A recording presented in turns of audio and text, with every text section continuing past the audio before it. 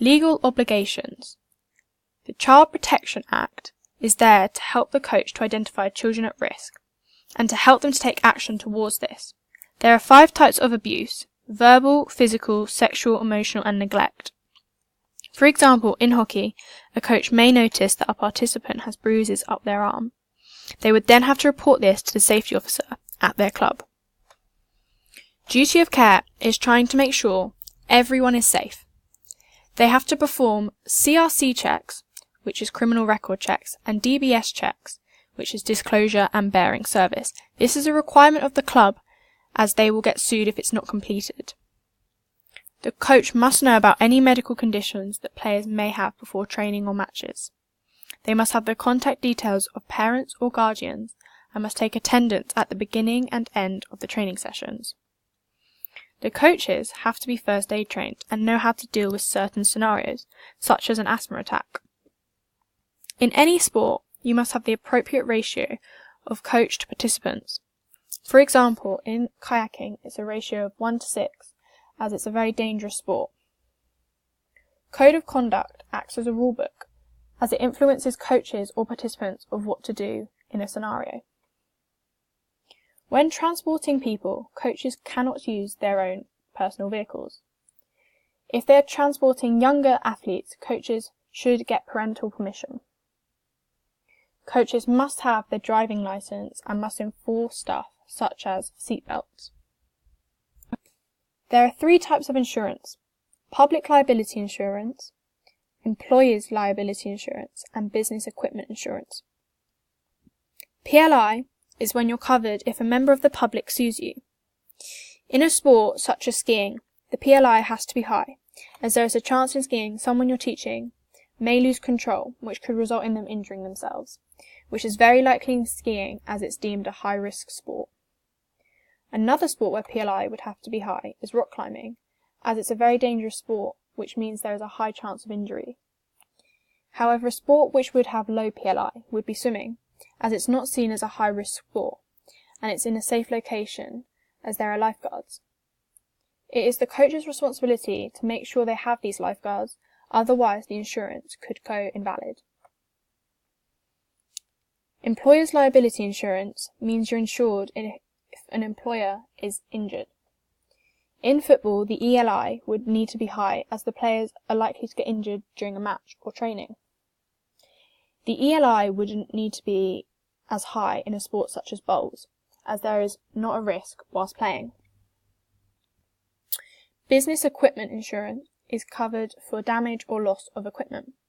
For a sport such as Formula 1 racing, the BEI would need to be high, as the cars cost over £1 million each, and you will need a lot of spare parts in case there's an accident during the race. Therefore, the BEI would need to be high.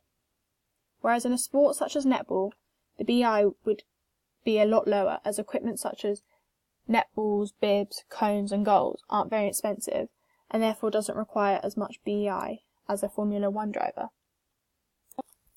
Equal opportunities. A coach should make sure there's equal opportunities for any age, gender, religion or physical size. There is a lot of stereotyping in sport. For example, boys shouldn't dance or girls shouldn't play rugby. So it's important for coaches to show inclusivity in their training sessions. Most of these stereotypes comes from the media, which everyone has access to. Therefore, it has a lot of influence over people. The media has control of what we view. For example, in the news, it has a lot of male-dominant sports in it, such as football, rugby, cricket and tennis, and not very many female sports. The other way people hear about these stereotypes would be from society and history, which has a high impact on people. A lot of coaches in sport are male, which means that young girls don't really have many female role models to look up to. If there were more female coaches in male-dominant sports and more male coaches in female-dominant sports, then people would realise that anyone can participate in any sport no matter their gender. Coaches have to be aware that athletes in their team will have different abilities. So to make it fair and to make sure people don't feel left out, coaches should ensure that in a training match there's a mixture of abilities in each team. Sometime in team sports, such as rugby, you get quiet people that don't really speak up, and you get others who are really loud, so a coach should make sure that they listen to all their players' views. Health and safety is a lot to do with adapting to the scenarios that may happen around you, as you're not going to know when a player is going to get injured. However, you can help to prevent an injury from taking place. This is especially important in sports such as trampolining or gymnastics, because if the coach doesn't teach the technique correctly, then the participants may get seriously injured. For example, in trampolining, the coach must teach everyone the progressions before allowing them to do a flip. Javelin requires a lot of space as it's highly dangerous, therefore the coach has to be aware of the space they're going to be working in. This means thinking about the size of the field, whether or not people use the field, and if the participants are in a safe area before starting to throw the javelins. During a football match, if the weather gets too hot, a coach must ensure that everyone has water, as they could get dehydrated or might get heat stroke if they get too hot. Coaches must perform a warm-up and make sure the athletes have stretched, and must make sure they perform a cool-down to prevent injuries. Before a hockey training session, coaches need to be aware of any injuries that the participants have or any medical conditions. Before a rugby match, the coach should make sure they have checked to see if anything's on the pitch and to see if the game can continue, as previous weather may have made it unsafe to play on. If you play a sport such as tennis, then the weather will affect the training sessions and matches, as the court can become very slippery when wet and is therefore unsafe to play on, so the coach will have to either cancel the session or adapt to the new environment. To help adapt the session, the coach can check the weather forecast so they can plan the new session in advance. The coach must always carry a first aid kit with them and has to fill out a risk assessment, which is an active document as it has to be kept up to date.